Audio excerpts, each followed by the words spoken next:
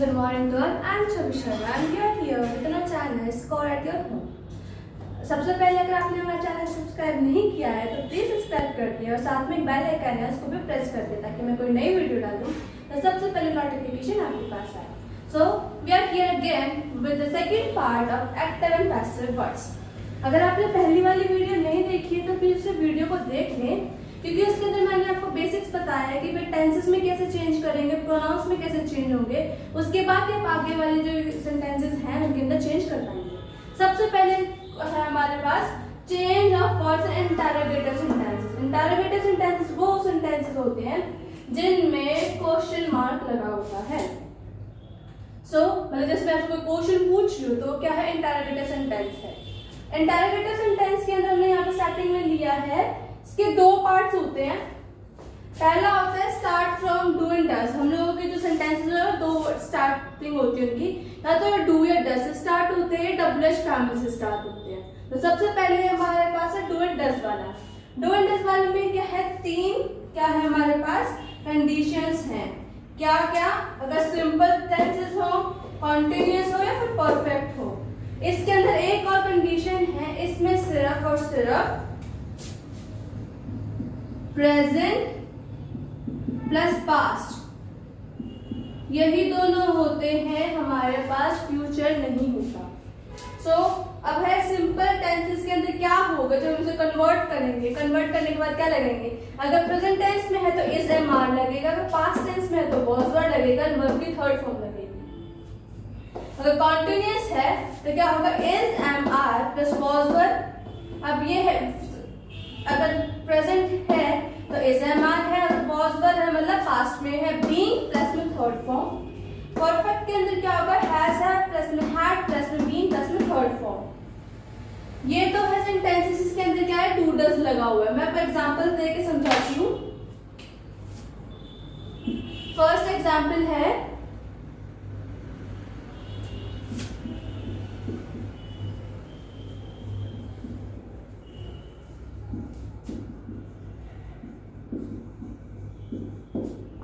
Do they speak English. अभी do से start हुआ है तो हम लोग क्या करेंगे, ये वाला लगाएंगे. अब देखिए इसमें कंडीशन कौन सी लग रही है, सिंपल टेंसेस वाली लग रही है, मतलब सिंपल प्रेजेंट है ये. तो इसको हमने कैसे चेंज किया, इसको इज एम आर लगाएंगे क्योंकि प्रेजेंट है तो इज. हेल्पिंग वर्ब हमेशा क्या है कि सब्जेक्ट के अकॉर्डिंग लगेगी. अब इसमें सब्जेक्ट हमारा इंग्लिश बनेगा, इस वजह से इंग्लिश क्या है, सिंगुलर है, इस वजह से हमने यहाँ पे इज लगाया. तो इज इंग्लिश, थर्ड फॉर्म लगानी है स्पोकन,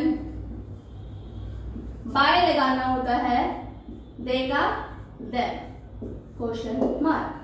तो क्या हुआ, इज इंग्लिश, इंग्लिश क्या था यहाँ पे ऑब्जेक्ट था, अब यहाँ पे सब्जेक्ट बन गया, सब्जेक्ट के अकॉर्डिंग हमने हेल्पिंग वर्ब लगाई है. तो इज इंग्लिश, फिर क्या है स्पीक का थर्ड फॉर्म क्या होता है स्पोकन बाय देम. तो ये था फर्स्ट का एग्जांपल सिंपल टेंसेस का. अब नेक्स्ट एग्जांपल है कॉन्टिन्यूअस टेंसेस का.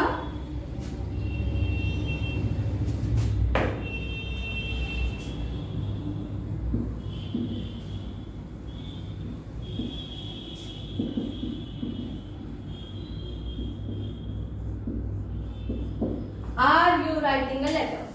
आर क्या है हमारा प्लूरल है, ये यू के अकॉर्डिंग लगा, यू हमारा सब्जेक्ट है एक्टिव के अंदर, तो आर इसके अकॉर्डिंग लगा. अब हमारा क्या होगा, सब्जेक्ट बनेगा लेटर. अ लेटर क्या है, सिंगुलर है, तो हमने क्या लगाएंगे, इज अ लेटर. फिर क्या आता है, बीइंग रिटन बाय यू. क्या हुआ, हमारा अ लेटर क्या था, पहले वहां पे ऑब्जेक्ट था, यहाँ सब्जेक्ट बन गया, सब्जेक्ट के अकॉर्डिंग हेल्पिंग वर्ब इज लगा दी हमने. फिर हम क्या करते हैं, इसमें हम लोग बीइंग को ऐड करते हैं क्योंकि कॉन्टिन्यूअस टेंस का एग्जांपल है. कॉन्टिन्यूअस टेंस में बीइंग लग गया है, राइटिंग का क्या है, written by you. Next example है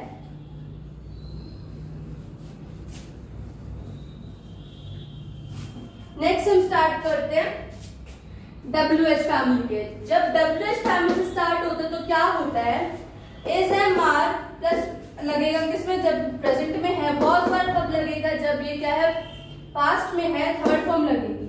और जो WH वर्ड होगा वो अपनी ही पोजीशन पे रहेगा, उसकी पोजीशन चेंज नहीं होगी। जैसे वर्ड स्टार्टिंग में लग रहा है व्हेन, बट, वेयर, तो क्या होगा वो स्टार्टिंग में ही लिखे जाएंगे, उसके बाद हम लोग ये वाली क्या है कंडीशंस लगाएंगे इसके अंदर। और एक और वर्ड क्या है, अगर हु लिखा हो किसके अंदर, एक्टिव के अंदर, तो उसको जब पैसिव में कन्वर्ट करेंगे तो हम क्या लिखेंगे बाय हूम। तो हु को कन्वर्ट होता है बाय हूम, बाकी सब सेम के सेम रहते हैं। जैसे एग्जांपल है यहाँ पे what did you buy, what did you buy. तो इसके अंदर क्या है, ये WH फैमिली से स्टार्ट है, तो व्हाट का व्हाट स्टार्टिंग में वैसा का वैसा ही रहेगा। फिर क्या लगेगा, डिड है, डिड मतलब पास्ट में होता है। डू या डज लगता है कब, जब हमारा प्रेजेंट टेंस होता है। डिड लगता है तब जब हमारा क्या होता है पास्ट होता है। तो क्या आएगा was, what was bought, BAUGHT by you. क्या हुआ, हमारा बाय जो था वो लास्ट में था, वो स्टार्टिंग में आ गया। मतलब व्हाट तो लगेगा, मैंने कहा था कि WH वर्ड जो है वो अपनी पोजीशन पे रहेंगे। तो WH मतलब व्हाट वाला अपनी पोजीशन पे रहा, हमने क्या लगते हैं हेल्पिंग वर्ब ऐड करते हैं। हमने वॉज ऐड की क्योंकि हमने डिड ये पास्ट सेंटेंस में था। वॉज बाय का क्या था, बॉट बाय यू, फिर क्वेश्चन मार्क सब में लगाना है क्योंकि ये इंटरोगेटिव सेंटेंसेस हैं। नेक्स्ट एग्जांपल है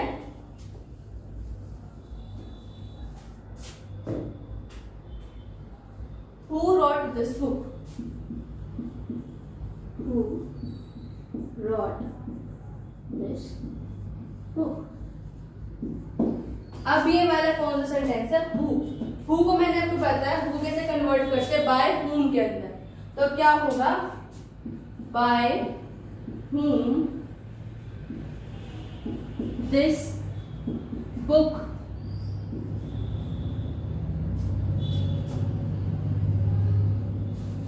written।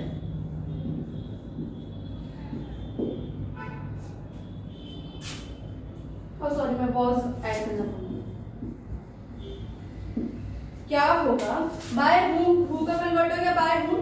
रॉट है मतलब सेकंड फॉर्म है, मतलब क्या है ये पास्ट टेंस सेंटेंस है, तो वॉज लग गया दिस बुक रिटन, तो थर्ड फॉर्म में लगा दिए। ये थे सेंटेंसेस जो हमारे क्या थे इंटरोगेटिव सेंटेंस। एक थे डूडल से स्टार्ट होने वाले, एक थे हमारे WH फैमिली से स्टार्ट होने वाले। अब सेंटेंसेस है हमारे पास, अगर हमें किसी को कमांड है, किसी को ऑर्डर देना है, तो हम क्या यूज करते हैं, कैसे क्या लिखते हैं। अगर कमांड या ऑर्डर देना हो तो उसके भी हमारे पास 3 टाइप हैं। अगर हमें सेंटेंसेस को विदाउट टू लिखना हो, हमें सेंटेंस में टू ऐड ना करना हो, तो हम क्या यूज करते हैं, हम करते हैं लेट प्लस बी प्लस में थर्ड फॉर्म। क्या यूज करते हैं, अगर हमें टू यूज नहीं करना है तो हम यूज करते हैं लेट प्लस बी प्लस में थर्ड फॉर्म। अगर सेंटेंसेस प्लीज या काइंडली से स्टार्ट होते हैं तो उनकी जगह पे उनको रिप्लेस करके हम क्या लिखते हैं, यू आर रिक्वेस्टेड टू। अगर कहीं पे सेंटेंस में प्लीज लिखा हुआ है तो प्लीज की जगह पे क्या लिखेंगे, you are requested to.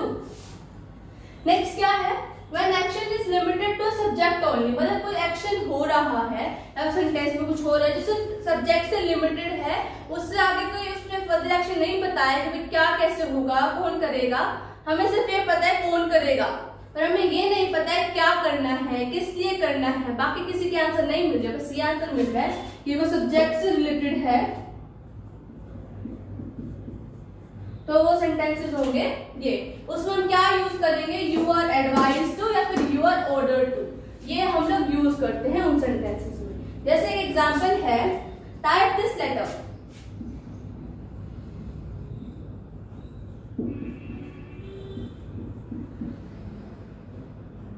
Type this letter. अब क्या है, मुझे इसमें टू यूज नहीं करना है। क्या इसमें टू यूज करना सुटेबल होगा, जिस सेंटेंस में टू यूज करना सुटेबल नहीं है, मतलब विदाउट टू यूज करते हैं, तो हम लेट प्लस बी लगाते हैं। तो क्या होगा, let this letter be type. क्या होगा, हमने क्या किया, लेट यूज कर दिया है, फिर हमने क्या दिस लेटर, फिर हमने बी यूज किया, फिर हमने थर्ड फॉर्म यूज कर रहे हैं let this letter be type. Next है please help him.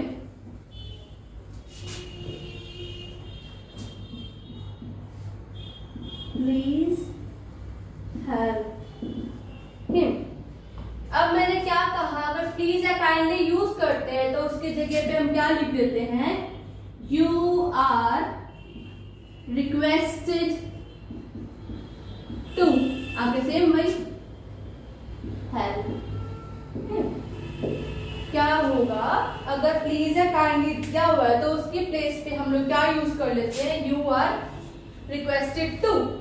Next sentence अगर यहाँ पे काइंडली होता तो हम लोग काइंडली की जगह पे भी क्या यूज करते, यू आर रिक्वेस्टेड टू। अब नेक्स्ट सेंटेंस, नेक्स्ट एग्जांपल है वर्क हार्ड।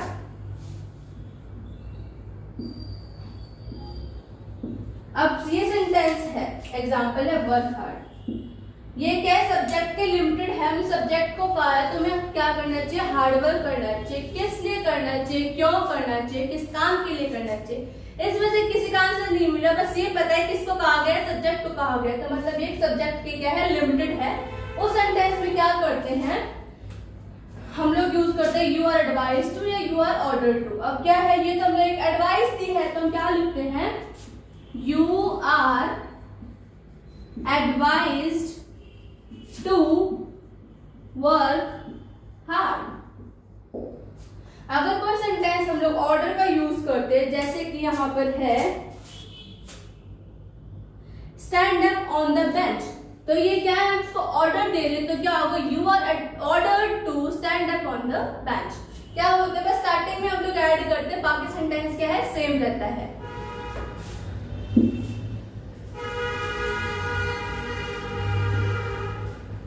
आप लोग एक बार इसका स्क्रीनशॉट ले लीजिए।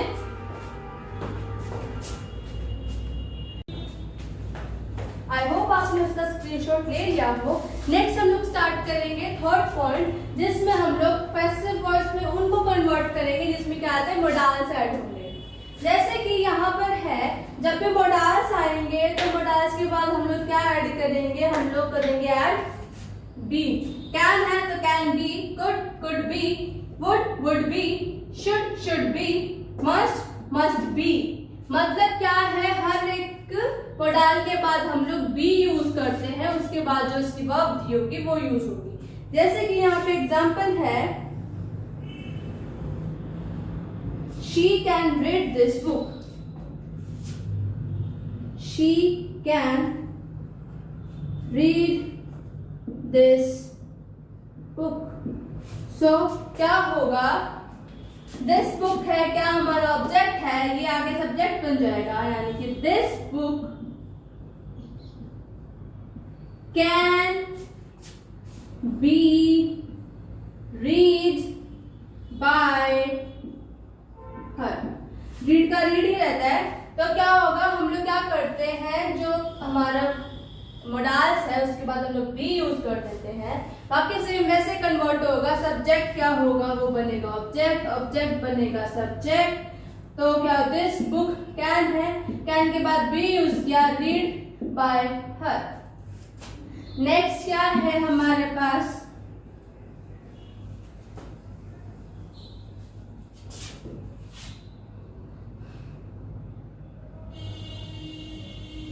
we should obey our parents।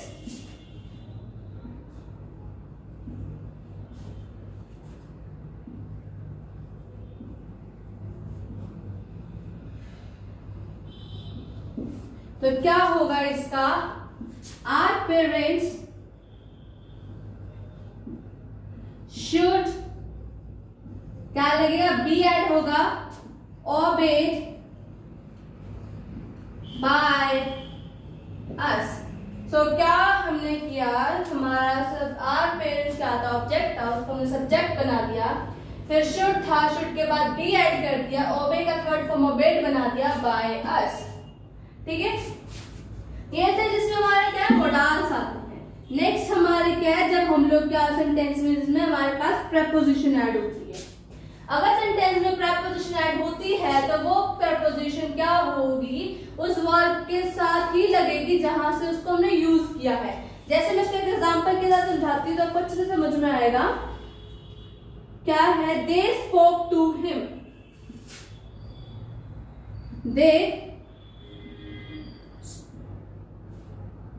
To him. अब टू क्या है, हमारी प्रेपोजिशन है,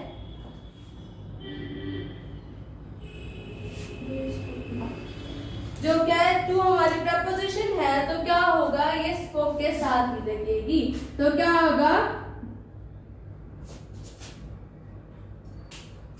he was spoken to by them।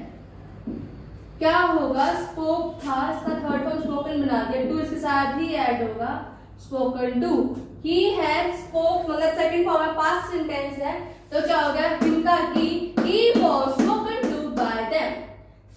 तो मतलब क्या है, जो प्रेपोजिशन है वो हमेशा किसके साथ लगेगी, जहां पे उसको ऐड कर रखा है, जिस भी वर्ब के साथ एडेड है हमेशा उसके बाद ही लगेगी। जैसे एक सेंटेंस है, he acted upon my advice.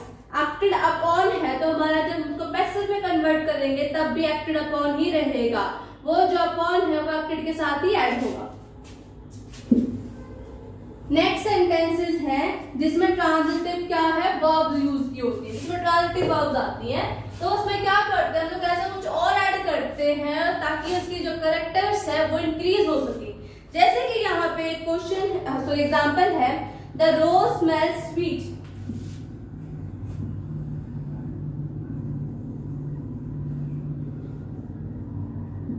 क्या है, रोज क्या है, स्मेल स्वीट करते, कब करते, जब इसे स्मेल किया जाता है। तो क्या होगा यहाँ पर, the rose smells sweet when it is smell.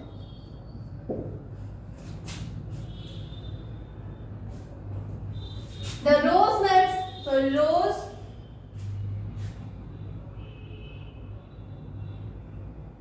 Sorry यहाँ पे गलत हो गया थोड़ा सा,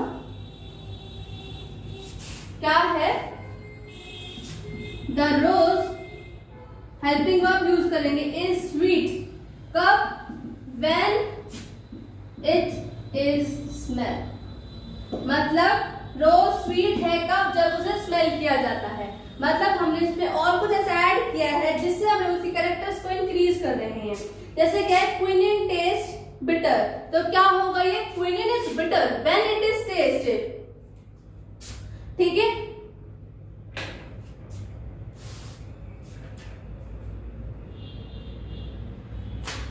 नाउ एट द एंड ये था आपका एक्टिव एंड पैसिव वॉइस। मैंने आपको सब करवा दिया, इंटरोगेटिव्स हो गए जिसमें हम लोग प्रेपोजिशन यूज कर रहे हैं, वुडाल्स वाले, डूडल वाले, और जो टेंस चेंज कैसे करते, प्रोनाउंस कैसे चेंज करते हैं। अगर आपको सब समझ में आ गया है तो प्लीज मेरी वीडियो को लाइक कर दे।